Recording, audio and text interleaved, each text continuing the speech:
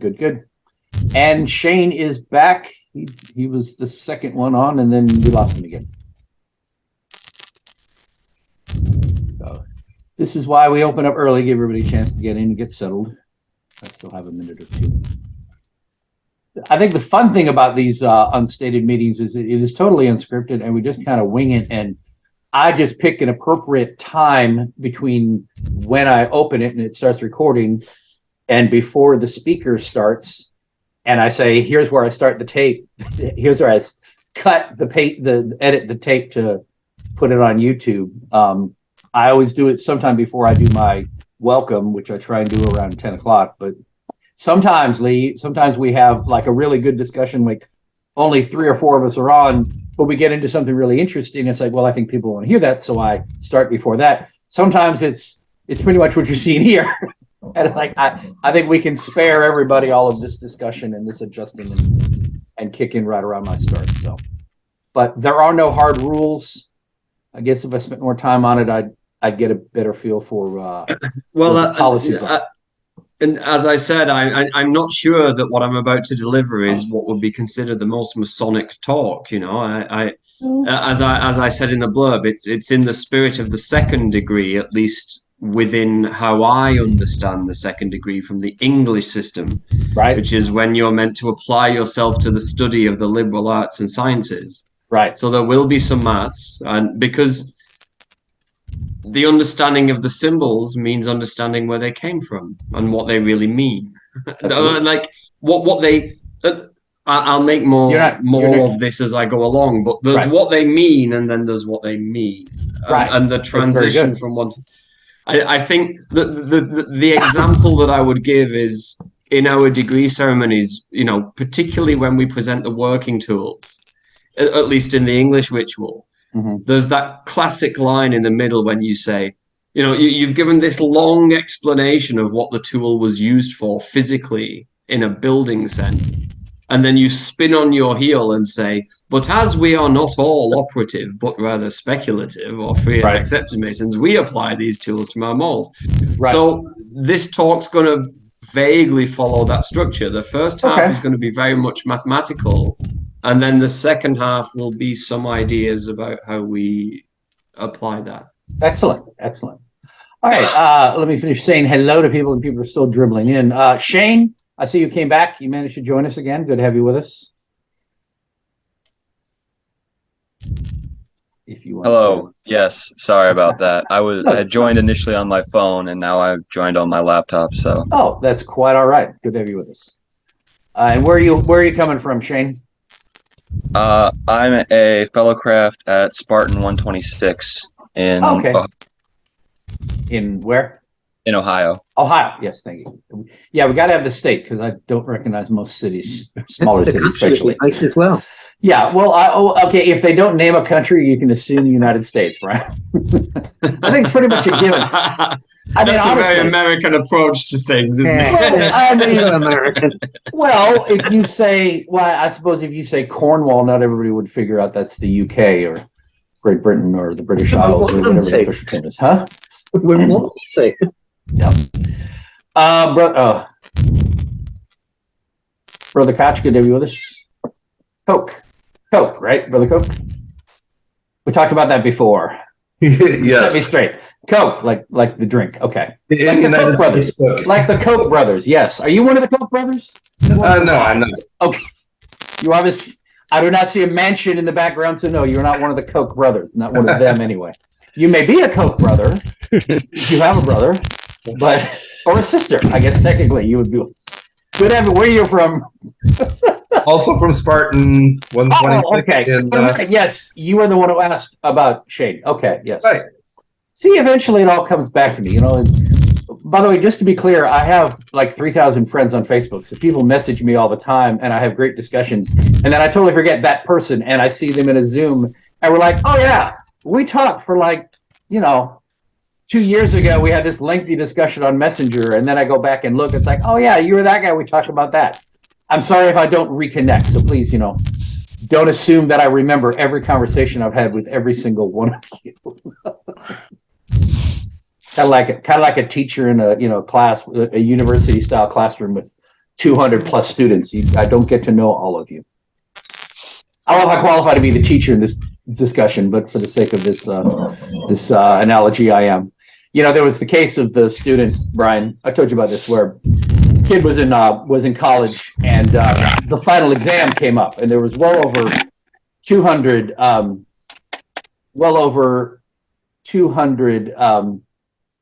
students in the class, and they had the final exam was 2 hours, and the teacher said, you know, the professor said, you have exactly 2 hours to complete this exam. If you do not turn it in, you will receive an F for the entire class. And so after an hour, a few students were done, and after an hour and a half, most of the students were done, and there was 15 minutes left. And this one kid is writing furiously in the back, working. 2 o'clock, 2 hours are up, professor says, everyone turn your papers in, and everyone turns them in except for this one kid sitting in the back. And 15 minutes go by. He finishes his test, and he comes strolling on down, and the teacher's sitting there, and he has a huge stack of papers on his desk that all the students have turned in. And the professor says, I'm very sorry, son, but you had 2 hours to complete the exam, and you did not complete it, and you failed. The student draws himself up and says, do you know who I am? And the teacher looks back at him and says, I have no earthly idea. He says, terrific, and shoves it in the middle of the stack of papers.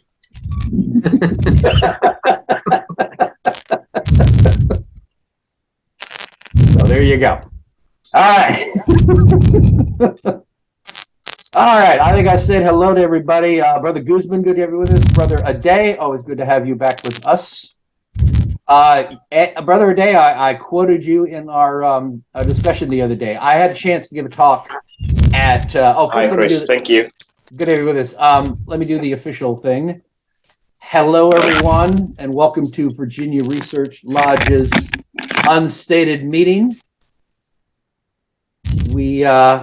This is held on behalf of Virginia Research Lodge, number 1777 in Highland Springs, Virginia.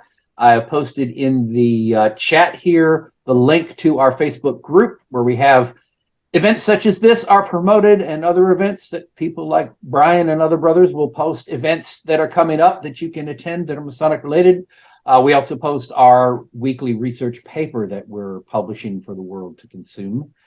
Then we have our lodge website where we have the papers, and then our YouTube channel where you can watch this. And if you are watching on YouTube, please like and subscribe. We love that. But you can watch all of our previous ones on YouTube. And then finally, my email. If you're on Facebook, please use Facebook Messenger to communicate with me about various things. That's how I keep track of speakers and events and stuff. But there's my email if you want to sign up. If you have something lengthy or you want to email me something, by all means, use that. Brother Thomas, good to have you with us. So you just signed in there. Hello, yes, I'm here. Good. Where are you from, brother? I'm from Warsaw. I'm the friend of our speaker. Oh, excellent. Yeah. Good to have you with us. And let's Well, good to be here, yes. I want to make sure I say hi to everybody. Oh, Brother Brunswick, good to have you join us as well. Oh, yeah. Brother Aday, I was saying, some of you may remember from January of this year, we had our talk on observant lodges, or as my friends in the UK would say, you know, lodge. But anyway, that was the general gist of the discussion is, you guys don't do that already? But we talked about observant lodges in America, and it was really great. I had a number of people on the panel, and I had the opportunity of the night in Great Bridge Lodge, which is right in my neighborhood here, to give a talk. I took that 2-hour Zoom meeting and coalesced and boiled down all of their answers into about a 20-minute talk. And it was a lot of fun. So I got to introduce to a bunch of Masons who are not familiar with the idea of observant Masonry. I got a chance to express the ideas, the 8 steps to excellence and all, and talked about, you know, what observant Masonry is, and gave examples from our various brothers. Brother Aday, who's here with us, was one of the people I quoted, talking about festive boards and how a table lodge is almost but not quite what a festive board would be, but it's the closest Americans have to relate to it as a table lodge. And it's not quite the same thing at all. But anyway, that was well received. And I had a brother called me the next day and said, oh, my Lord, these three brothers sitting in front of me, you set off the cackling hens, and they were all going out like, oh my God, oh, I can't, we would never, oh. So I at least had all the brothers in the room talking about it, which was the whole point of the discussion, not to convert, not to change that lodge overnight into an observant lodge, but at least to get a discussion going and introduce some people to the concept. So it went really well, and I really appreciate everybody here who participates in our unstated meetings, giving the opportunity to write a paper based on that and give it in a lodge. And I was able to give a perspective of what observant lodges are, and that was a lot of fun. I will say this at the end, and I'm sorry, Brother Neely isn't here to hear this. I talked about the chain of union, and I quoted Neely Dolson right at the end, talking about how his lodge does the chain of union at the end of every meeting, which is where you all gather in a circle, put your arms on each other, and, during the closing charge. Well, in Virginia, we have a closing charge, and you all kind of gather loosely around. So I had the nerve to, and I told the master I was going to do this, to suggest, well, look, why don't we tonight, just for fun, we'll form the chain of union during the closing charge. And then you can go back and tell every one of your friends that you attended an observant lodge. So, and we went ahead and did that, though, and it was kind of awkward. And I think next time I'll coordinate better with the master and make sure he's totally he'll turn around and wait, make sure everybody actually forms, give everybody a chance to form it. But you can see in the room, we had about 30, 40 people. We had enough people where we started a chain, and I'm on the end. I was behind the master to the left. And then I saw across the room, other people were kind of forming the chain. So we had a loose, broken chain around the center. So everyone, for the most part, participated and made an effort. And people said that was really kind of neat. We like that. So maybe, just maybe, I'm starting to trend in my area. So that was a lot of fun. Anyway, I've been running my mouth too much. Welcome, everybody. Anybody have any announcements or anything they want to bring up before I turn it over to our speaker? If you want to say hello, if you haven't been here before, say what lodge you're from or anything. Give you a chance to speak up. I have put the link in the chat to the Thursday group for anyone Oh, yes. to sort of come along and join in with it. The link I've given there is our Facebook page. From there, you get invited to the Thursday group, and after that, you would then get invited into a private messenger group. Indeed. Yep. And if you want messages, join that message group. I had to turn off notifications for that group because my phone was going off every minute. I was I go in and look at it, but it's kind of like Twitter when I first joined it. It's just scrolling. It's nonstop. There is a lot going on. I give you all that, but I couldn't deal with having a little chirp every single time someone posted. I prefer to get that when I actually have a message directed to me. Those I want to be notified about. But yeah, your chat was streaming. It was great. I mean, I think it's wonderful that you have that, and it's a non-stop party over there. So if you're ever looking for something, if you want to chat directly with people, I definitely recommend Brian's Zoom chat. So, okay, I am going to go ahead and, I do not have the, whatchamacallit, I do not have the video from last week ready yet.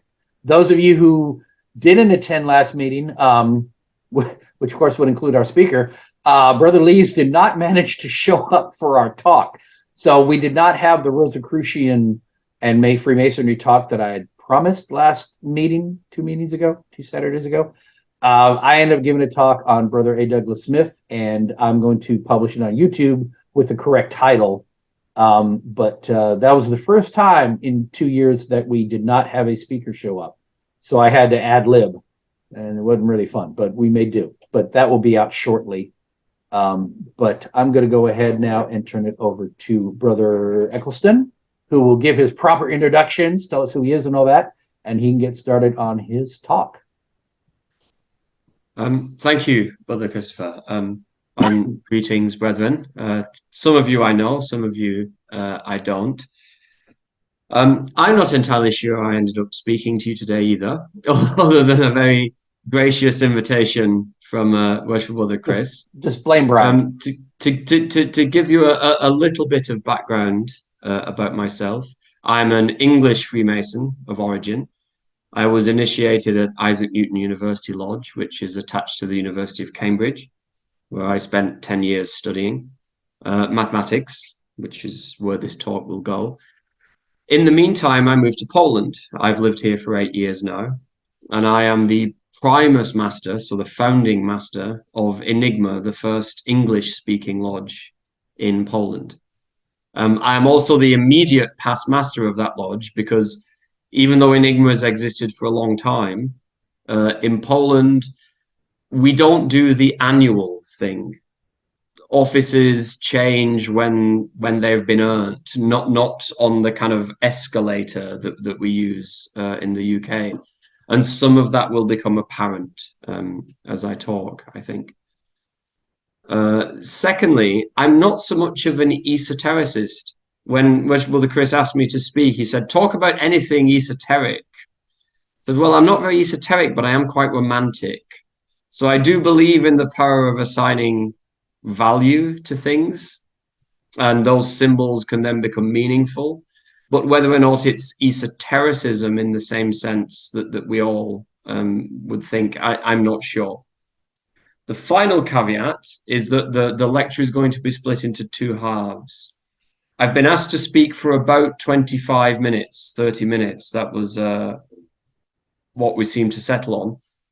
And there'll be 2 parts to that. One will be mathematics, and the second half will be my reflections on how we make that Masonic once we've kind of accepted that we can assign meaning to things outside of their original meaning.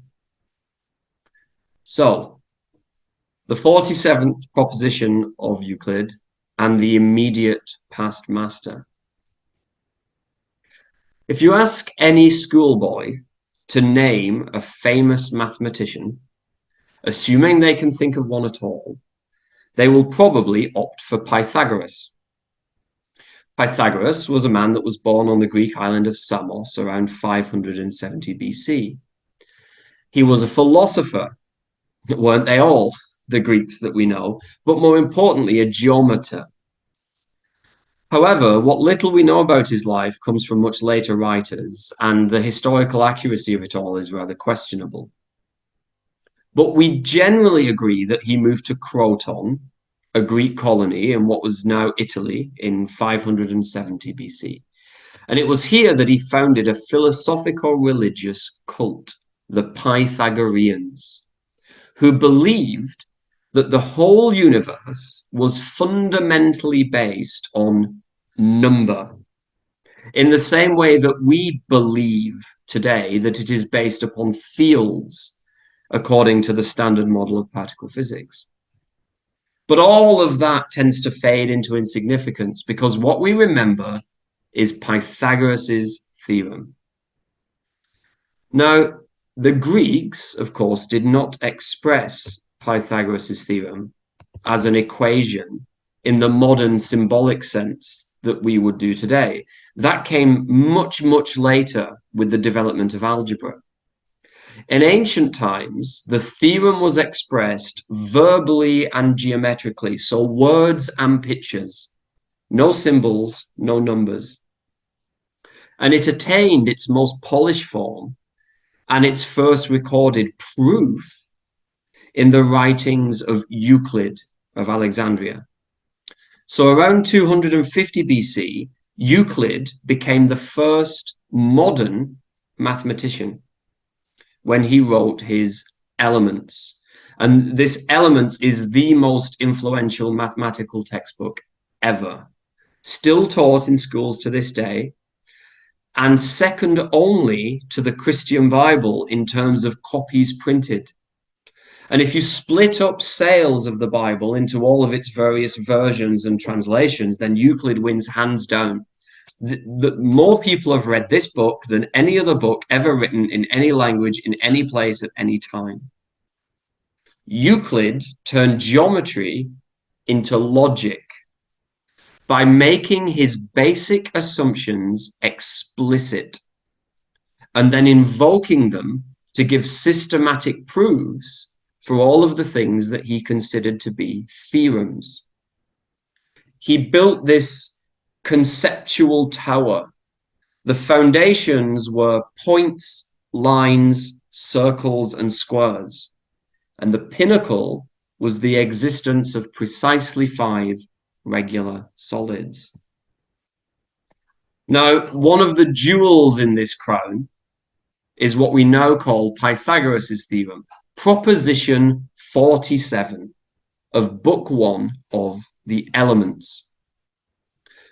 The less famous but most important intellectually translation from the Greek into the English was done by Sir Thomas Heath, and it reads as this: in right-angled triangles, the square on the side subtending the right angle is equal to the squares on the sides containing the right angle. No mention of the hypotenuse. There's no sum. There's a funny word, subtend. But however, this is an equation. It says that 2 things are equal.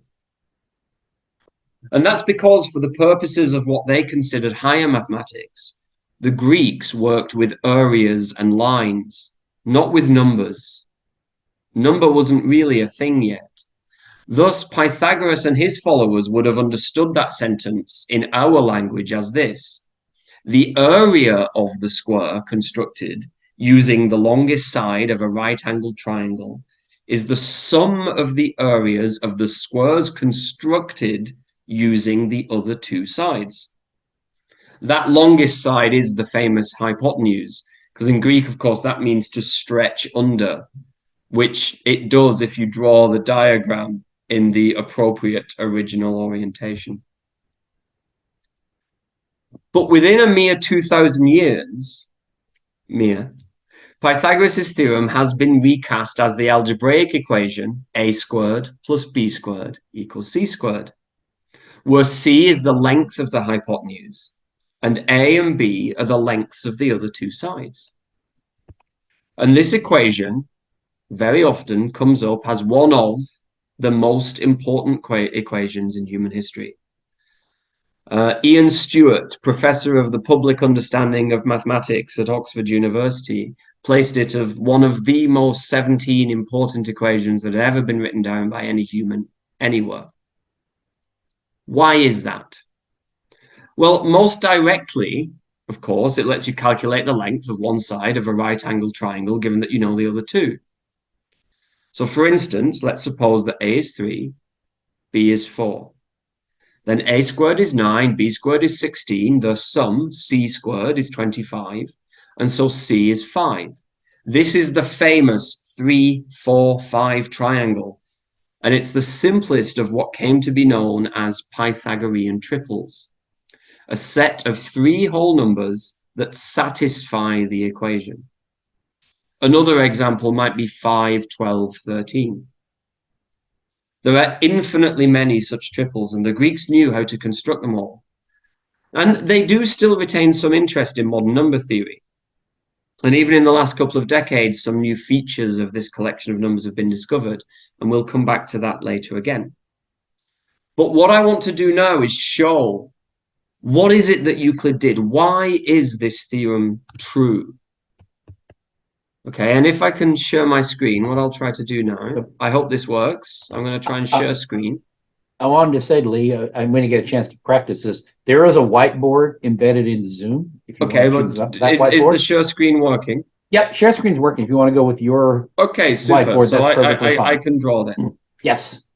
Okay, so let's prove Pythagoras, because this is very important to what I'm going to say later when we get to the romantic or esoteric parts, right? We start with a square, right? And I'm going to draw it roughly, and I'm going to draw it roughly on purpose, right? Because it's the idea of the square that matters, right? And then we choose a point, and we call this length A, and we call this length B. Now, using a compass and protractors and things, we can move that point to here, so that this length is also A, and this length is also B, and the same thing here, and the same thing here. Okay? Nothing so magical. And then we connect those points. And the diagram is awful, and it should be awful, right? That is clearly not a square. But that didn't matter within the formulation of Euclid. It's the idea that counts. Because we've dictated that this is A, and this is A, and this is A, and this is A. So all of the sides match up. So what we have, if we drew it more properly, but that's not important, would be a square within a square. And the length of each side is A, and the length of each other side is B.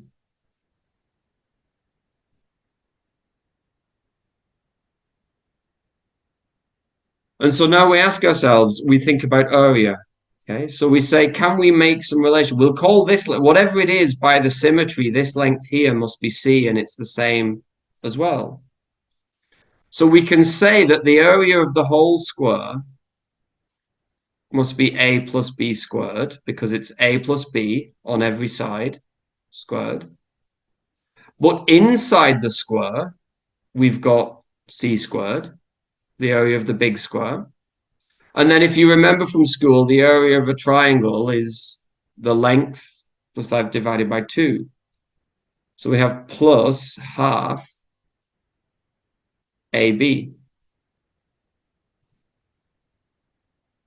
Now, when we multiply all this out, you get A squared plus B squared plus AB, and then they cancel, okay? So C squared ends up being equal to A squared plus B squared, and that's the proof, right? And it's as simple as that. But we make a big fuss out of it, and I'm never really sure why, right? Except for what it went on to let us understand. So let's come back, right? There is tantalizing evidence that Pythagoras' theorem was known long before Pythagoras. There is a Babylonian clay tablet in the British Museum that contains, in cuneiform, the following poem, and it's poetic when you read it, apparently. 4 is the length and 5 is the diagonal. What is the breadth? Well, 4 times 4 is 16. 5 times 5 is 25. Take 16 from 25 to obtain 9. What times what must I take to get 9? Well, 3 times 3 is 9. Therefore, 3 is the breadth. So we're already starting to see that before this thing became algebra and geometry and scurry, it was poetry. Even more remarkable, although a little more enigmatic, is that the tablet Plimpton 322, which is stored at Columbia University, lists 4 columns of 15 rows. And it seems that the final column is just the row number. But the rest of the table seems to be a record of these Pythagorean triples. At least that's the case if 4 of the numbers are corrected. It's not absolutely perfect, which is what makes it enigmatic. But no one knows what this tablet was for. Was it a scribe practicing? Was it a mathematician calculating and making mistakes? Was it a student doing his homework and getting it wrong? We'll never know. But there they are, literally set in stone, almost the Pythagorean triples. These numbers have been relevant and important to people for over 5,000 years by this point. We should probably pass by ancient Egypt, because there is some evidence that Pythagoras may have visited there as a young man, and maybe that's where he learned this theorem. However, and I'm sorry to ruin this for people, the surviving records of Egyptian mathematics offer scant support for this. It's generally said, within the context of building the pyramids, that Egyptians laid out their right angles using a 3-4-5 triangle, typically by tying 12 equally spaced knots into a rope at regular intervals, and then forming the 3-4-5 triangle and thence the right angle. But that would not have worked, would it? Have you ever tried to take a piece of string and mark a place where you want a knot to happen and tie it so that the knot ends up exactly where you intended? And even if you could, where is the center of the knot when you've made it with an actual string that has actual volume? What happens when the rope gets wet and it stretches a bit? The precision with which the pyramids at Giza were built far surpasses the accuracy that could have been achieved by this method. But far more accurate tools like squares have been found within the archaeological remains. And that is tantalizing. The Egyptians did know of the theorem in a way, but they didn't use it to tie knots in strings, even though that's easy for us to understand. They used it to build squares. And we will definitely come back to that later. Now, if Pythagoras was brought into today's world, he would have noticed many differences, of course. In his day, medical knowledge was rudimentary. Lighting came from candles and burning torches. And the fastest form of communication was a man on a horse, or maybe just a line of lighted beacons across hilltops. His known world was basically Europe and Northern Africa. Many cultures still considered the world to be flat. Who first realized that the world was round? According to Diogenes Laertius, it was Pythagoras. In his book, Lives and Opinions of Eminent Philosophers, he wrote, Pythagoras was the first who called the earth round, though Theophrastus attributes this to Parmenides and Zeno to Hesiod. So we have to take this into account whenever we do anything esoteric and historical, because history was not the same for them as us. The ancient Greeks, and to some extent us today, attributed that major discoveries had been made by their famous ancestors, irrespective of historical fact. They believed in schools, not individuals. So we can't take any statement at face value. But it's of no dispute, however, by the 5th century BC, all reputable Greek philosophers considered the world to be round. Even for the Greeks, though, the earth was the center of the universe and everything revolved around it. Navigation, therefore, was carried out by dead reckoning, looking at the stars, following the coastline. And it was Pythagoras' theorem that changed all that. It set humanity on the path to today's understanding of the geography of our planet and its place in the solar system. It was a vital first step towards the geometrical techniques required for map making, navigation, and surveying. It's also, as I've already hinted, provided a key step towards the vitally important connection between geometry and algebra. This line of development would lead from ancient times through to general relativity, modern cosmology, how the internet works, and how I'm talking to you right now. Because Pythagoras' theorem, what we now call the 47th proposition of Euclid, opened up entirely new directions for human exploration, both physically and intellectually. It revealed the shape of our world and our place within it. Now, for the sake of brevity, to get to the end of the maths, I'll skip over the subsequent development of trigonometry, all that stuff about sine and cosine. But they will rejoin the story a little bit later, because armed with trigonometric equations and suitable measuring apparatus, mankind could now carry out surveys and construct accurate maps. Thales, in about 600 BC, used triangles to estimate the height of the pyramids. Hero did something similar in 50 AD. And then around 240, Eratosthenes calculated the size of the round Earth by observing the angle a shadow made in 2 different places at noon. Now we skip forward 500 years. Surveying takes off in its modern understanding. A Dutch mapmaker called Gemma Frisius explains how to use trigonometry to produce accurate maps in his book Libellus Dillocorum Describerorum Ratione. This method then spread through Europe. Tycho Brahe took it up. He made accurate maps of Haven, the island where he was located.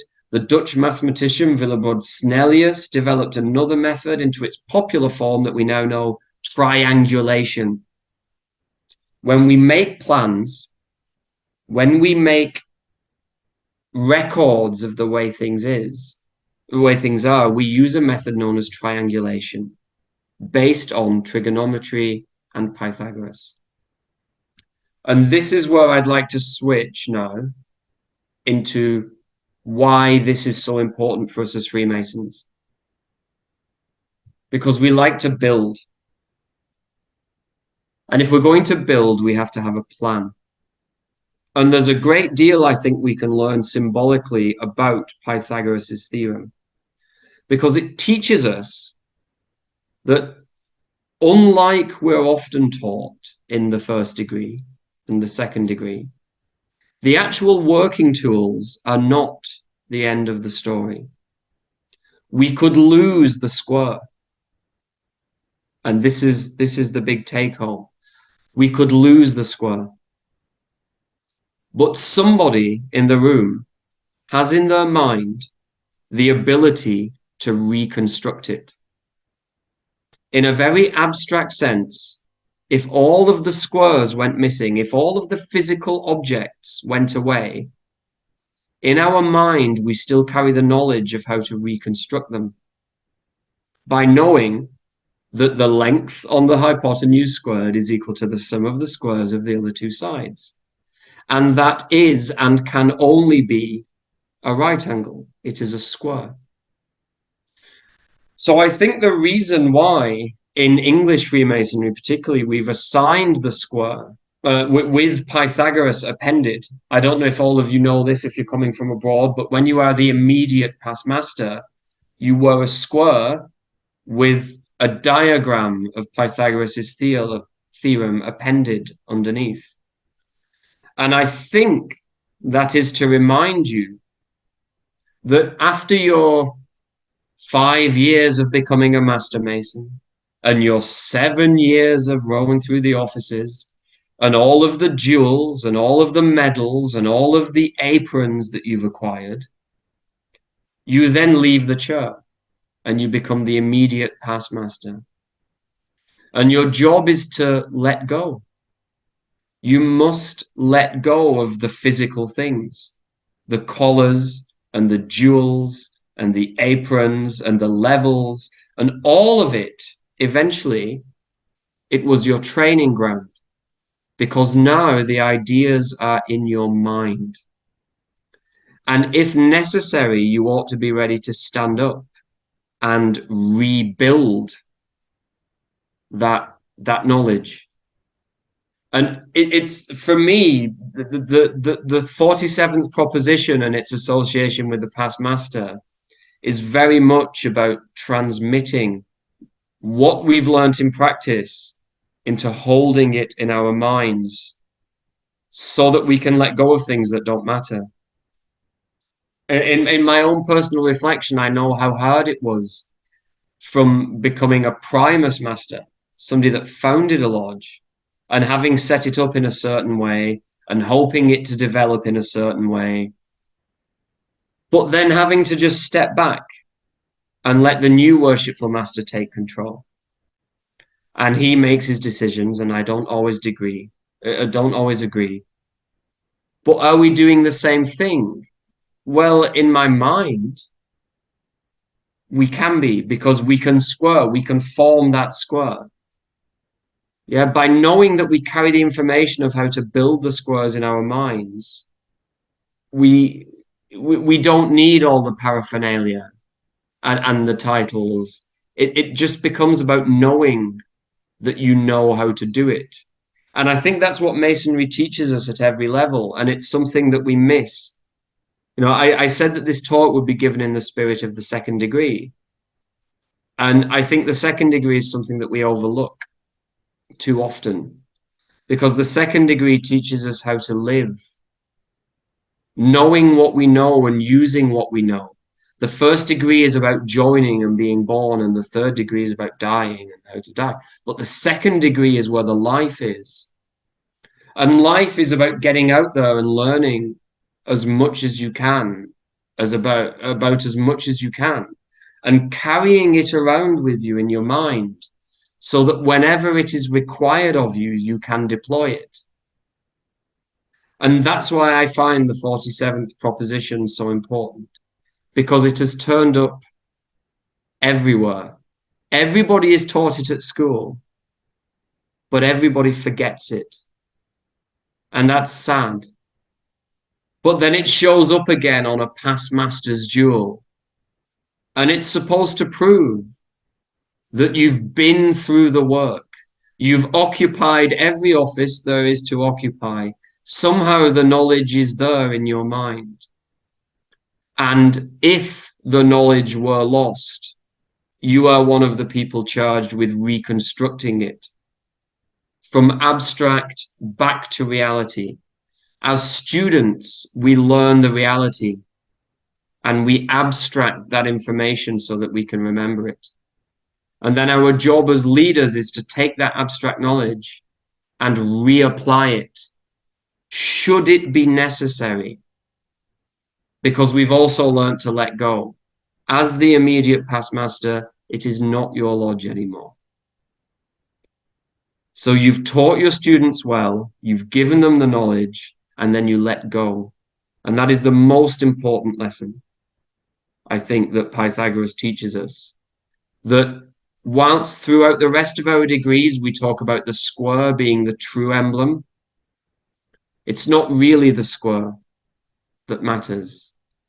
It's the knowledge of what makes a square and the ability to either force it or not when it is required or not that really marks a true Mason. I think that's got me to my 20 minutes. So I'll stop there and take questions. Thank you. Thank you, Brother Lee. And there was no firm, I think you're the first speaker who keeps harping on the time limit. There is no firm time limit here.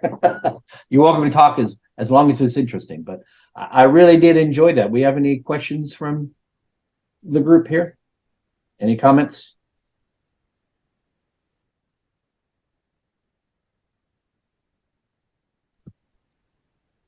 If I can ask a question. Go for it. Sorry about that. Chris? Go ahead, Graham. Okay. This is in the past masters, when we invest the past master with his collar and jewel of office in Australia, and I suspect in the UK as well, I'm not too sure about the United States, we do a short version.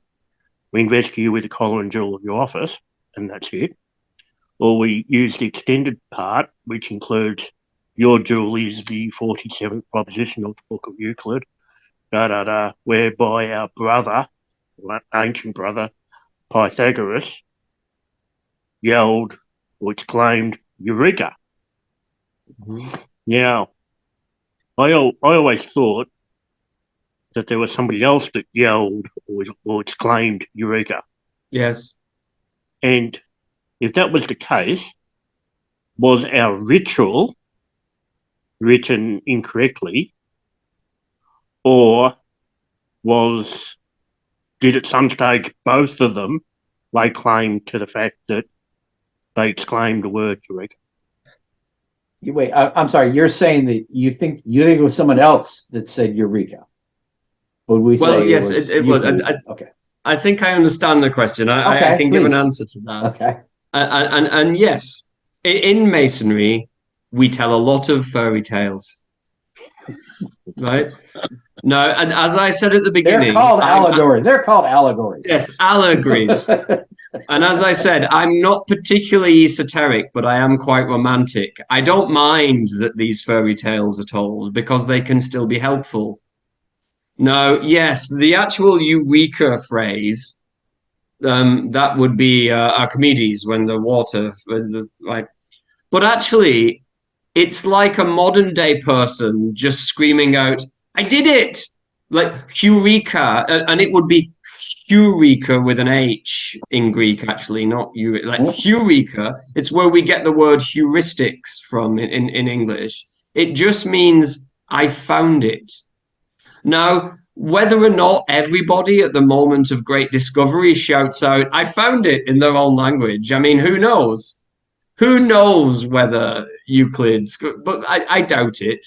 I think that was probably, yes, one of our very learned, but slightly drunkardly ancient brethren ancestors probably just misremembered the Greek that was supposed to be used in that context. And then we've all just memorized it for hundreds of years. But yes, it's probably wrong. It's probably wrong. But that's not to say that he didn't shout those words, because who knows what people do in a moment of discovery. 5,000 years ago, we didn't do everything online with photographs and videos and constant recording. So we don't really know what he did at the moment of discovery, actually. Well, from my experience, Lee, when I make a discovery, it's, there you are, you little bastard. Something like that. That's how my programming goes. Brother Shane, you had a question? It was more of a comment. I really enjoyed your how you described the fellowcraft degree as being one of the pursuit of knowledge. I'm currently in college, and I was just raised a fellowcraft 2 days ago. Congratulations. Thank you. And I really like that the stage I am in my life, that's kind of where I am in Masonry as well. That's what I'm supposed to be going after. I appreciated that you brought that up, I guess. Okay, yeah, thank you. It's something that I'm really pushing here in Poland, and the Polish Masons push quite hard. I think we often overlook the second degree. I think everybody likes to be initiated, and everybody likes to be made a master because it's like the end. You know, you've got everything. Right. But the second degree is really where the real work of life happens. We say that you are permitted to pursue the liberal arts and sciences. And I think we don't spend enough time in our lodges. If we're going to take good men and make them better, we also have to teach them practical skills. That is the fellowcraft part of being a Mason. Learn some maths, learn some poetry, learn to play an instrument, learn a foreign language. You know, what are the 7 liberal arts? You know, mathematics, grammar, rhetoric, music, astronomy. Actually master these things before you become a master. Pick one of them. I think we should challenge every brother as a fellowcraft to choose, and you can interpret it as liberally as you like, but choose one of the several liberal arts and study it, pursue it, get better at it, and that will be how you earn your master's degree, you know, within Masonry. I would be all for that.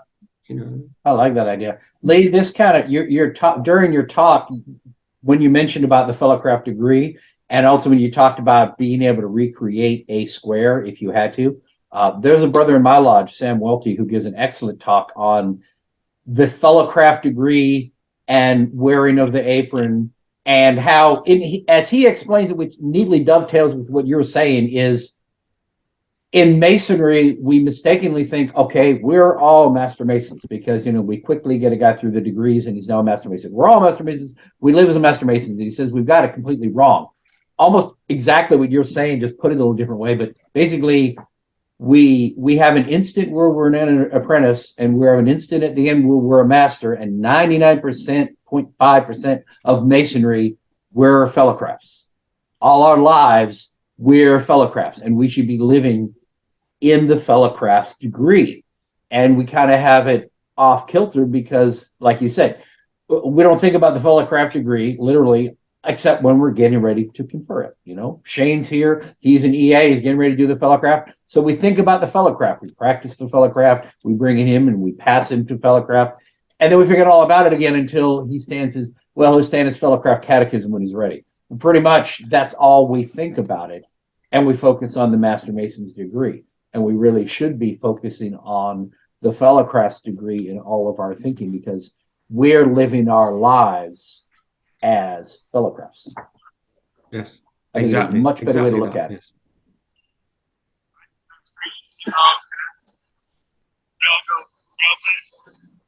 How you doing, gentlemen?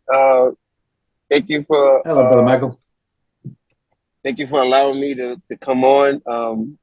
Sir, I really thank you for the breakdown that you gave about the original in the English about the Pythagorean theorem being inside of the emblem of the past master, which I just learned probably about a month ago.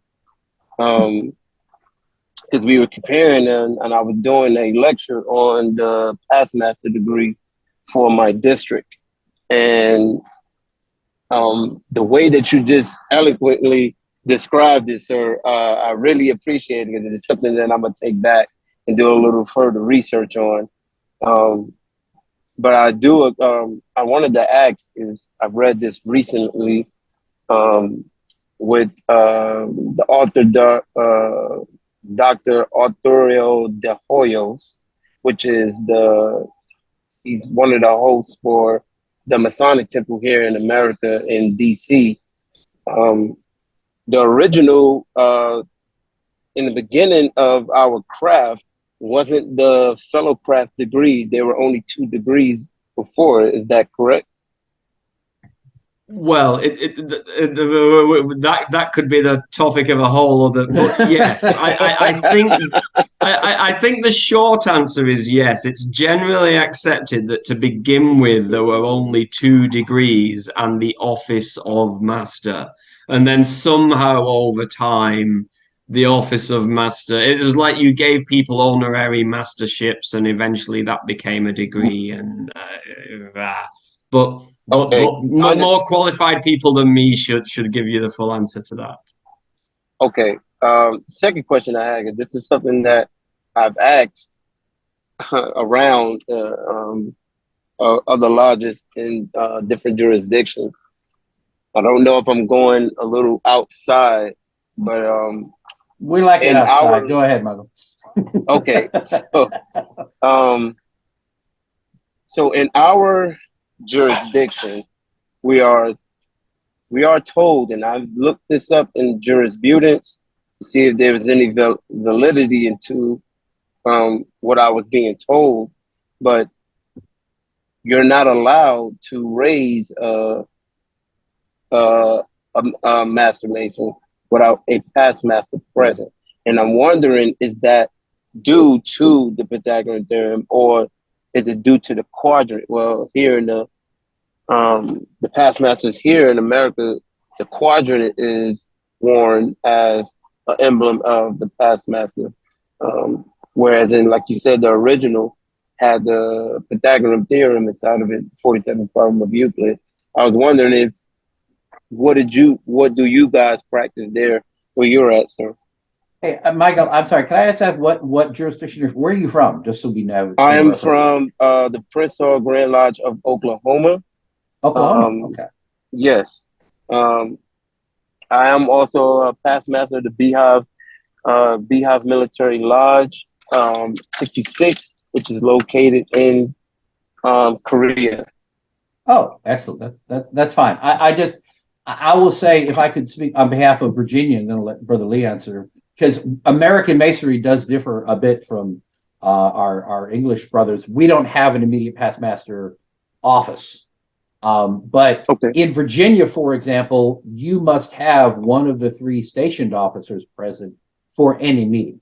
You must either have the master, the senior warden, or the junior warden present, or you cannot open a meeting. Anyone can open a meeting. We've had degrees where we actually had an occasion where I had 2 events going on one night, and someone said, well, the master would just go to this. We say, hold on, he can't, because the junior warden and the senior warden are going to be over here. One of the 3 has to be here. We can't open the EA. So you have to have one of them in the room. They don't have to be in the east or even in an office. They just have to be in the room. One of the 3 station officers, or you can't open. In Virginia, there's nothing anywhere that says you must have a past master present. I think by default, most every meeting, you're going to have at least one of us past masters in the room. But as far as we're concerned, there is no such requirement. Okay. Brother Lee, has that anything Yeah, like that? I don't think I've ever heard any regulations pertaining to past masters. Yeah, I think it's a title that we, as I was saying, but maybe it's something we should let go of. It's something we're all very proud to be. And I often see, particularly amongst American Masons, that you put PM after your name. You know, we don't really do that in the UK. It's like you're a worshipful brother, so everybody knows that you're either a current master or a past master. You know, like. I think But I don't that's think kind of there's like any regulations. It's about the number of masters present. And this is one of the great problems, like, because we use master to mean so many things in Freemasonry, don't we? right. And for our younger brethren, I don't want to disappoint you, but the simple word master can covers a whole host of sins, doesn't it, within Freemasonry? Like, are you a master, the master, a grandmaster, a primus master? I was going to say, like, I have known people that would say, like, Dr. Brian Smith, comma, PhD. And I say, it's one or the other, man. Just pick one. But I don't know anybody who puts PM after the name. Maybe some do. I don't know anyone who does that. I mean, worshipful usually is enough to, yeah, I'm worshipful because I'm a past master. That's it. Mm. Go ahead, Brian. But yes, the answer to the yeah. question is I've never seen it written in a regulation that a past master has to be present to perform a ceremony. It's normally just masters in terms of the 3rd degree. Right. And then, as you say, the actual officers of the lodge. And I think at some point I may have a one of these meetings we'll talk about just about the past master's degree, because it does vary so much. In America, we have the past master's degree as part of the Royal Arch chapter.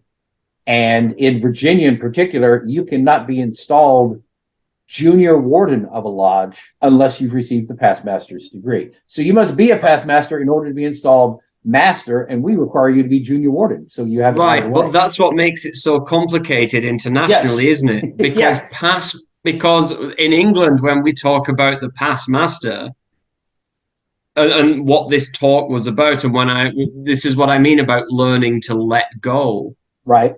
The past master, the immediate past master, is an office that you hold immediately on departing the church.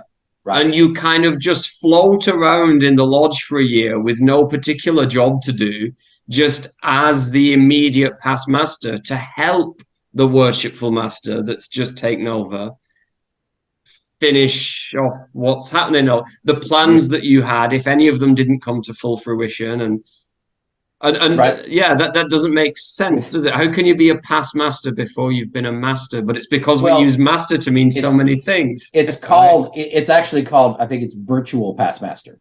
The whole idea is you must receive formal training in how to be the master before you can be installed as the master. And at least in Virginia, at least the way that the Royal Arch has the past master's degree, it's to prepare you for the duties of the chair.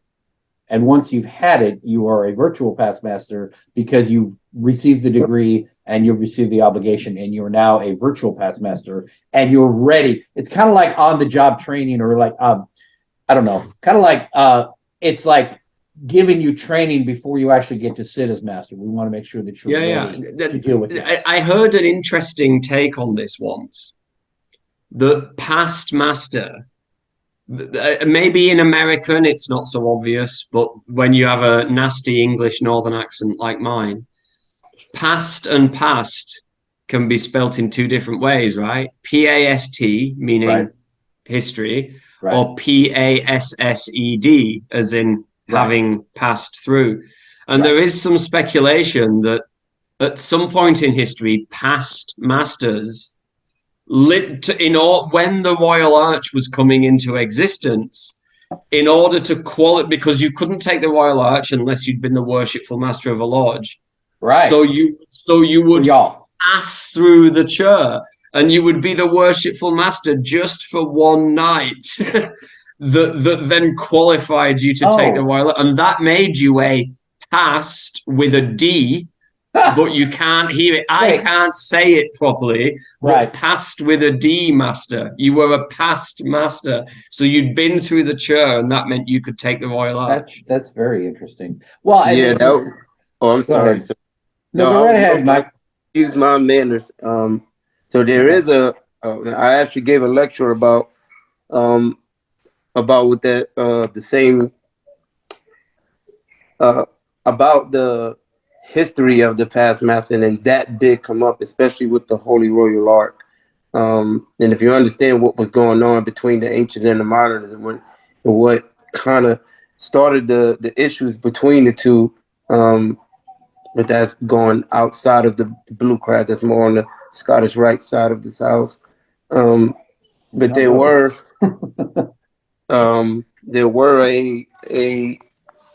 a number of issues and things that came up about the whole virtual past master degree.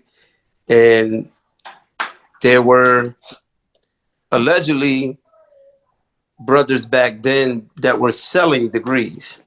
And in order to pretty much hook your boy up, or to get your membership up, because it became a problem that there were brothers it became more of a numbers game instead of quality. And the virtual past master degree was given because pretty much to pass the chair.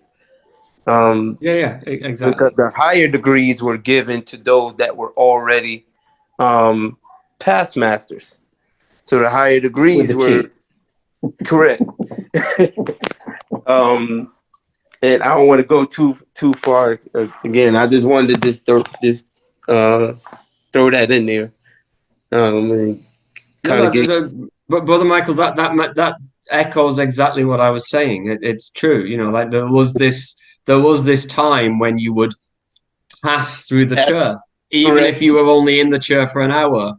But that meant you'd earn the right to be a past master, because you'd pass it. Is that an actual degree then to make you a past master? No, not to begin with. No, it was just the fact that you literally, in terms of English, it's just English language grammar, right? Right. You had passed through the chair. But you said, therefore you were a past master. Just so I understand, right? You said that you have to have been a past master to receive the Holy Royal Arch degree. But yes, passed with a D. They made exceptions. They somehow made an exception for someone who had not literally been master of a lodge, so he could join the chapter. Yeah. So they just started doing it as a little thing. Like if they wanted you in the Royal Arch Lodge and you'd not been the worshipful master of a lodge, they'd literally just put you in the chair for 30 seconds, let you bang the gavel once, get you out the other side, and then you would be a past master, passed with a D. You had passed through the chair. Okay, now if you take that idea, what we do in the Royal Arch is you have the Mark Master degree, which of course in England is its own separate body. I am a Mark Master. And then there's the Past Master's degree, which is literally, it's a full degree where you're on the sideline. I don't want to get too much into it and give it away for those who haven't got it yet, but basically you get pulled off the sidelines, like say there's some argument in the lodge that you're sitting in, and someone nominates Brian, who's already a past master, and Lee, who's getting the degree, and Lee wins the election, and Lee he has no idea what's going on, and he's now sitting in the East, and he's installed as the master, and he has to rule on this decision, this thing before the lodge, which is all put up, which is all part of the degree, but Lee, you have no idea. You're sitting there going, what the hell? So you're forced to make decisions, and it tests your knowledge of Masonic protocols. Now, I probably just gave away the whole thing, but that's basically what Well, past yeah, the master is. mark's a bit different in England, then- but I can Well, no, see no, how no, the that's- same principle applies. I'm It's saying- about to what extent you follow instructions, Well, no, isn't no, it? the mark is The first mark degree fundamentally is about to what extent you should follow Right. an No, no, no. instruction and to what extent you should do your own thing and how they get Right. reconciled in the The end. mark degree is the first degree. Then the past master degree is the second degree. But we have to confer the past master's degree here in Virginia because it's a requirement to be installed as junior warden. We have people who don't want to join the chapter. So we have to offer what's called a provisional lodge of past masters, where the Royal Arch chapter will get together and confer the past master's degree on anyone who is getting ready to be junior warden. And they have to go through it, but they don't get the whole thing. And then they're a past master. And then you have a couple other degrees, and then you have the Royal Arch. So you can't be my point is you can't be a Royal Arch Mason in Virginia unless you have received the past master's degree. It's one of the, in Virginia, 6 degrees we confer. So that's why it's similar to what you guys do, but you're like sort of literally 30 seconds in the chair. We actually have a whole degree wrapped around it. So it is quite different. And I've heard no, it's not something we currently. I'm saying this is what happened in the past. It's not. This is what was going on in the late 1700s, early 1800s. I see. As the Royal Arch was coming into existence. But now today, could I, if I was not a past master, could I join the Royal Arch? Yes, any Master Mason, as in the third degree, just the simple third degree, qualifies you then to go on into the Royal Arch. And another thing, in the British system, in the English system, we're getting a little afield, but I know. Believe me, I get in trouble with Brian every time I say British instead of UK instead of Great Britain. I'm always getting called on the carpet. We're just the United States. If you say America, I know what you mean. I'm not going to call you out on it. But we, you have the Mark Master, which is a body, and you have the Royal Arch, which is a body, and you have the Cryptic Council, which is a body that you must belong to the Mark and the Royal Arch to join the council or the Cryptic Council. Yes. In America, you have the Blue Lodge, and then you have the Royal Arch chapter, which includes the Mark Master, and then you have the Cryptic degrees, and then you have the Commandery. In Virginia, the 2 of the 3 council degrees are inside the chapter, and we don't have Cryptic Masonry. But we do it a different order than you do. You'd be a Mark, and then a Cryptic, and then Royal Arch. Whereas you do it different. Whereas, I guess, strictly speaking, the rest of America does it the way you do because you join the Royal Arch chapter, get the Royal Arch degree, and you've got the Mark Master degree, and then you join the Cryptic Masons. But I'd have to join 2 different bodies in England to get to the Cryptic, and I'd only have to join 1 in America. And if I join the Royal Arch in Virginia, I get the Cryptic sandwiched in between, so I'd get the Royal and Select Master before I get my Royal Arch degree. Which means and this is when I went through the chairs or the degrees. I'm a brother when I come into the Royal Arch, and I'm a brother, and I'm a brother, and then I'm a companion, and then I'm a companion again, and then I'm a brother again at the beginning of the Royal Arch degree, and I'm a companion at the end of it. And I was like, wait a minute, how come I got to be a companion in the last 2 degrees? Because we took the Cryptic degrees and sandwiched them inside of the Royal Arch chapter. So we do things different in Virginia. It's Brother Douglas. Okay. It's the same for us, sir. Oh yeah. Same for us, and a lot of times when I'm bringing brothers through, if you notice, and again, I'm not gonna go outside anything for the guys here that haven't gone through that house yet. It's not in chronological order either. Oh, that's a whole other thing. Yes. No. Yeah. No. Masonry is not in chronological order at all. So I have to. A lot of times the brothers are like, when they go back and they read through the ritual and they're reading and they're like, wait a minute, I'm a companion, and it's like you said, and then I kind of help them to bridge the gaps between the stories, and it's just funny to hear you saying that, because we have to go through the Holy Royal Arch, then the Cryptic, then the Commandery, and that's how. Correct. I have this picture, sir. Yeah. Can y'all see my screen? Yes, so I can see. Here we Yeah. go. We got entered apprentice, fellow craft, mark master, select master, first half of the royal master, master mason, second half of the royal master, most excellent master, super excellent master, royal archmason, and then Order of the Red Cross Temple in Malta, which is commander. So that's the chronological order in history if you were getting your Masonic degrees in order.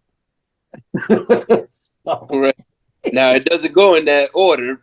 'Cause you but not at all, not at all. Yeah. And like the most wait. excellent master, you don't get in Virginia unless you have somebody from North Carolina come and confer it at our grand chapter meetings. I went 3rd to 18. Didn't do What's the that? middle. I went 3rd to 18. Yep. You know, Yeah, the same 3rd to here. the Rose Bar, and didn't do the middle degrees. Well, I that, went that- back and did the mark degree. Okay. That's all I've done. yeah. Anyhow, so yes, I would like to have. I think I may just schedule one of these unstated and just talk about. I don't know. There's several things that come up, like the past master's degree and things like that we kind of touch on during the discussions afterwards. And I'd kind of like to maybe arrange a formal study for one of these meetings where we delve into that, have a couple of different people give some details on it, because it's kind of one of those things that we kind of touch on briefly, and I always want to come back and have another whole thing on it, because it's really it is interesting how it is so different depending on what jurisdiction you happen to be in. Anywho, any more questions on Brother Lee? We seem to be wandering all over the place today, but that's quite all right. And you were esoteric. I don't care what anyone says. Esoteric just means that there's the meaning, and then there's a deeper meaning. That's all esoteric is. So you were esoteric. You did touch on things that were, even though you don't think you were esoteric. So there. If I fit your brief, then that's okay. Lee, you mentioned the name of a book in your talk, which I can't remember the name of.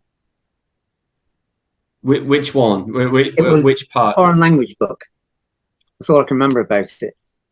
There were two things that I mentioned. So of course we've got the elements, which was, and Yeah. the other one was the historian. I'm gonna is Diogenes. Diogenes wrote a book called The Lives and Opinions of Eminent Philosophers. And what was the book by Euclid that you mentioned beginning? The most widely read book was. It's just called Elements. Elements. Okay. Yes, and it is, like, without question, without doubt. If you've not read it, then I mean, I'm sorry, but it's the most printed, most published, most bought, most read book in the whole of human history, and it just happens to be a mathematics textbook. No, I received a public school education. I never read the Elements. So did Lee, but it means different. Your side. Yeah, it means a different thing in the UK. Yeah, I'm sure it does. I'm sure it does. Here it's a bit of a disparaging thing. It's like, I only got a public school education. Well, I received more of an education in masonry than I ever did going to a brick and mortar school. But when we talk about Euclid's Elements, what we're really talking about is the geometry that you were taught at school. Yes. Like the simple plain geometry where you accept that there are 180 degrees in a triangle, and and they say prove that. Yes. That was what Euclid brought. He gathered together all of these mathematical results, and he stripped out all of the assumptions and boiled it down to just 5 things that you had to assume. Right. And then he built up the first fact from the first 5 assumptions, and now you've got 6 facts. And then using the 6, you can build a 7th. And this big tower of geometry was built. You only have to assume 5 things. Everything else can be proven. What are the 5 things? Like, yeah. What are the 5 things? A point is that which has no length, breadth, or depth. A line is that which exists when you extend a point. An area is that which exists when you... and then the controversial one... lines are parallel if they never meet. Okay. Oof. No, we could go on a huge tangent about that, because of course in modern physics that's not true anymore, and we have different geometries now. Euclid's geometry is not the only geometry.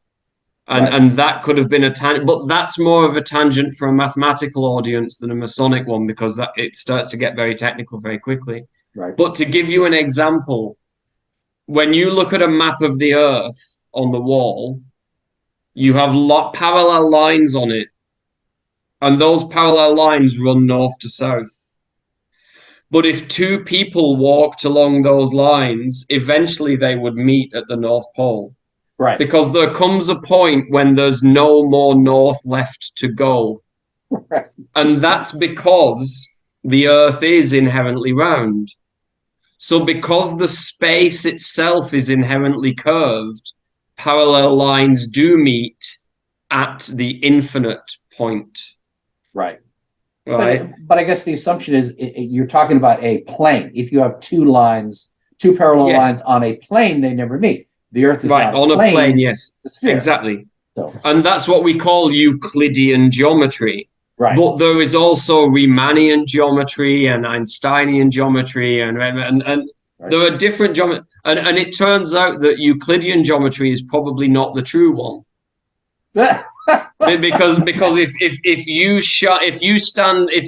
you take three mountains far enough apart and you shine lasers from the top of one mountain to another and the top of one, and then you measure the angles, they don't add up to 180 degrees.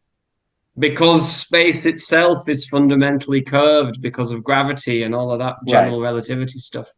Well, but you have to think about the practical application of Euclidean geometry. We couldn't build anything if we didn't use Euclidean geometry, and that assumes that everything is a flat surface. So if I'm erecting a building, I'm not taking into account the shape of the Earth.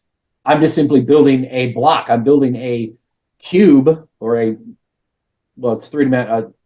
What's a three-dimensional cube that's a rectangle? What is that called? It's not a cube. It's what is it called? A breeze block. A what? Yeah, brick. A brick? Well, I'm sorry. I'm trying to use the right term. A cuboid. We call them cuboids. A cube. Okay, because a square is also a rectangle, but not every rectangle is a square. So if I build a cube, it's the same height as the width.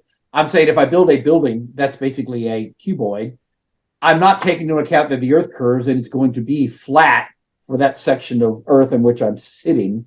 And I guess the foundation takes, I don't think you could even measure the curve of the Earth for a building that's 100 feet across, but you assume that it's flat. So everything is nice and flat when you're building stuff. All those other forms of geometry I think that gets to the point of what I was trying to say, because as a leader, of course, you generally do things the way they've been done, because that's the way they've been done and that's the way that it works. But you must be very sensitive to the fact that you are very often using approximations. And when a new situation arises that proves difficult for people, it's often because the approximation that you've been using is no longer applicable. You've gone outside the bounds where the approximation is applicable, and you need to actually focus on the truth, not the convenient approximation that makes it easy for everybody. Very good. Very interesting. Love it. All right. Well, I think this has been actually a quite esoteric discussion despite these protestations. So fine work, sir. You're entitled to your wages. So you'll PayPal me then, right? Will you? I didn't know I was being paid for this. You are paid. I pay you the same. I will pay you exactly half what Brian and I make. So there.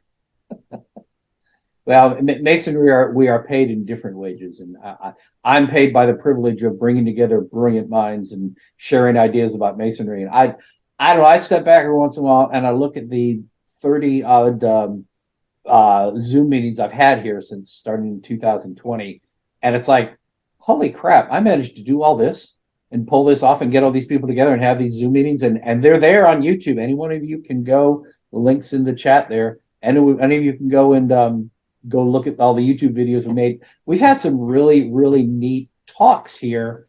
Stuff I haven't even heard in the blue, like alchemy. I never hear anybody talk about alchemy in the Blue Lodge, even in the research lodges. But we've had at least 2 discussions on alchemy.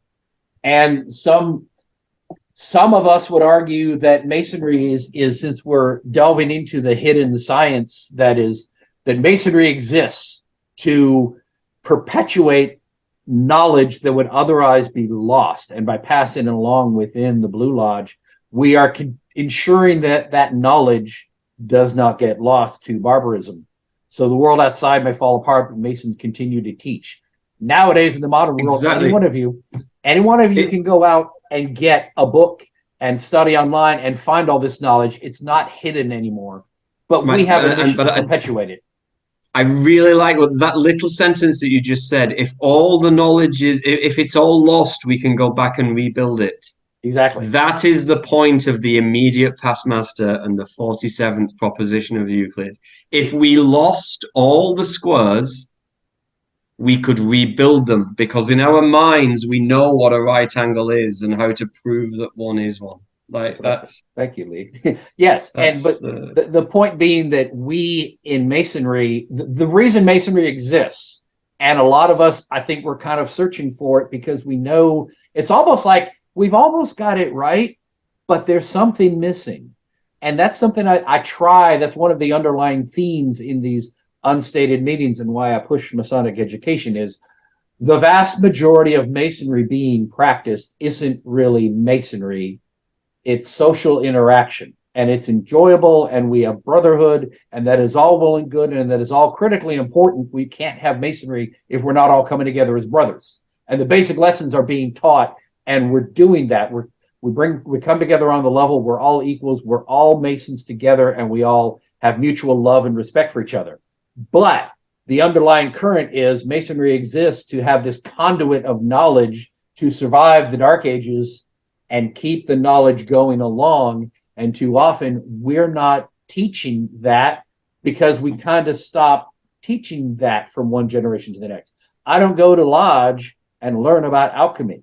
I don't learn about Euclidean geometry and all of this other than what's strictly written down in the lectures, and we teach exactly the lecture and no more. And you can memorize the lecture and have no idea what it means. And the whole point of esotericism is I can memorize the Fellowcraft's senior deacon lecture and give it and talk about the 3, 5, and 7 steps and all of that. I can memorize every word and not understand it or how it applies to our daily lives. But as long as I memorize it, and I do the senior deacons lecture for Brother Shane, and he hears me say it, and he's like, okay, we check a box, he got the lecture. And that's kind of where I think Masonry is right now, is we're checking the boxes. We're not teaching actual education. We're not digging in the esotericism. And some of us want that, and some of us are pushing that. And I like to think that's part of where we're going with this group and other groups that are out there. It's like, we're trying to bring something back out that has kind of been lost. The basic, the underlying truths of Masonry that aren't being taught anymore. And we need to bring those back out and start teaching them again. So again, I keep wrapping my head around it. If you go back and watch all of these videos, you hear me ramble about this from time to time. I haven't fully articulated it yet. One day I'll get it all written down and I'll tell you all exactly what I'm trying to say. But I feel like I'm grasping at it, and we touch on it when we meet. And I kind of see another little piece of the puzzle, and I don't quite have it all together yet. So it's a little frustrating to me, if that makes sense. But you may just think I'm just rambling. I should shut up. I don't know. But anyway. Anybody else have anything to share before we wrap it up? Anyone know? Okay. Next meeting is on December 3rd. Here in Virginia, we have our annual meetings in December. So all of our lodges meet and install new officers, and I'll be busy going to some of those and being the installing officer in a couple of places, including my lodge. But on December 3rd, we will still have our meeting, and we're going to have Brother Chad Kopensky, who was one of our previous attendees. He will be presenting Shearer, I don't know how to pronounce it right, S-H-E-R-E-R, Shearer's Masonic Carpets, The Importance of Fascination. How a passing glance under the secretary's desk led to a still unfolding mystery, deeper connections, and greater appreciation of Freemasonry. So that should be most interesting. That'll be on December 3rd. That's in 2 weeks after we Americans have our Thanksgiving, and you Brits continue to eat bangers and mash or whatever it is you do when we're having Thanksgiving. And then on the 17th, Brother Rodney Mickelberry, who has been here before, will speak on a Kabbalistic interpretation of Freemasonry. So we yet again start delving into the Kabbalah. So that's one of those truly esoteric things. That's on the 17th. And then we're getting into next year. So I do have speakers lined up for the foreseeable future every 2 weeks. If you are in Virginia, or you can be in Virginia on December 10th, in between those, that is going to be our annual for Virginia Research Lodge, and I expect to go in as senior warden for Virginia Research Lodge. That's in Highland Springs. If you can physically attend, we'd love to have you there. Anyone who's watching this on YouTube, you're more than welcome to join us. Matt Sermosky, who is now the Grand Junior Warden of Virginia, who is a fellow senior DMLA. He was past state master counselor, and he's going to be Grand Master of Virginia. And we don't have a lot of DMLAs who go from being state office and then lodge state office as well, which is really cool. But Matt's going to be speaking on the silver bullet and masonry at our annual state-in, so that should be fun. So lots coming up. Good to see you all. Thank you all very much for attending, especially my regular attendees who are here every week, every 2 weeks. And those of you who are new, please come back and visit us again. Brother Michael, we should talk about maybe having you come and give a talk sometime. I'm always looking for new speakers. So message me your contact info. Definitely, sir. I was going to ask you because I'll be giving a lecture on the end of the apprentice degree on esoteric. Okay. So I do teaching on esoteric because that's actually my favorite. Is it you be speaking on that where? Online or? It's going to be over Zoom. Okay. Are you a member of our Facebook group? I'm not. Okay. Did you get it in the chat? Yes, he sent me the link. Oh, hey, very good, very good. Yes, please reach out to me through the group, and we'd like to. You can promote your event. We're happy to promote other people's Zoom events. Okay, so get some attendance, and we can talk about maybe you come and hosting one of these or speaking in one of these in the future. Okay, so always looking for speakers. Brother Shane, I hope I didn't blow your mind too much. I hope you enjoyed that. It was great. I enjoyed it. Well, you are welcome to come back anytime, and I don't think Brother Coke, I don't think we gave away anything from the Master Mason's degree that would have spoiled it for him here. That was the concern. We're open. I should say this for anybody. We are open to non-Masons. We're open to candidates. If someone wants to be a Mason, in the case, Shane's case, where he's an EA or a fellow craft or whatever, and he's coming through, you don't have to be a Master Mason to attend these. You may not understand everything if you're not a Master Mason, but I'm not super strict. I'm not worried about jurisdictions. There's no way I can possibly validate you all. So, I'm assuming that you're a good man and you're not in a clandestine lodge, but even if you are, maybe I'll convince you to leave it and go be in a regular lodge. But we don't bother with jurisdictional stuff here. You're interested in learning about Masonry, we're open. And Lee's there you go. There we are. What's that? It's my United Grand Lodge of England Master Mason certificate and the warrant of Enigma Lodge. Totally verified. It's a little late. He's our speaker, and we're just now finding out that he's clandestine. Oh well. Too late. I think at some point I will have some brothers come in here and talk about clandestine masonry. That could be an interesting discussion. But remember, that means a very different thing in some parts of the world. It is. We have clandestine masonry in Poland, but when you talk about clandestine masonry, it means the regular masonry that existed whilst the communists and the Nazis were in charge. Interesting. Quite a different thing. When you talk about clandestine lodges in Poland, you're talking about the Masons that were actively breaking the law because it was illegal under communism and Nazism. Understood. Yes. So they were clandestine. But that doesn't mean they weren't regular. And actually, the lodges we have evolved from clandestine lodges. Okay. Wow. All right. Well, I want to say please like and subscribe if you're watching us on YouTube. And those of you who are here, please come back and visit us again. Anybody else have anything to say before we wrap up? All right. Thank you all very much for attending. Thank you again, Brother Lee. I hope you'll come back and join us for some of our other talks and check out our YouTube videos. There's a lot of interesting stuff out there. Okay. You all have a wonderful day, and we'll see you in a couple of weeks. Bye-bye. Good night, brethren. Bye-bye. Right. Like,